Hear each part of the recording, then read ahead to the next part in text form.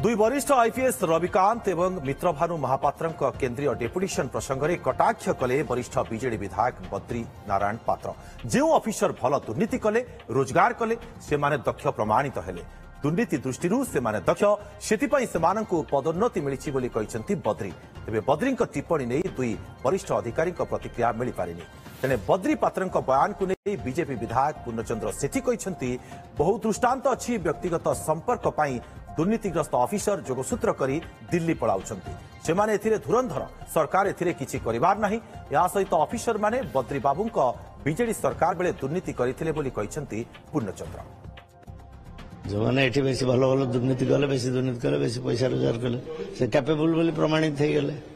से माने कैपेबल लोक बोली प्रमाणित कर देले तेणु से उपरकू गतिटा है प्रमोशन रे जिवे। बहुत दृष्टांत अच्छी बहुत करप्ट अफसर एवं अमानिया अफसर सी भी दिल्ली जाउचंती। ये तांकर सब जोगसूत्र करी से पळौचंती। तेणु सी कहले अर्थ नुह सी जापरि तांकर जोगसूत्र अच्छी सी जोगसूत्र करी पळौचंती। तेणु से सरकार किसी कर ना बीजेडी सरकार करप्ट थे। बद्रीबाबू जोड़ा कहते he was collector SP then से समय से तो एबे नहांती ना एसपी। तेणुक सी समय करप्ट से एलाउ करते।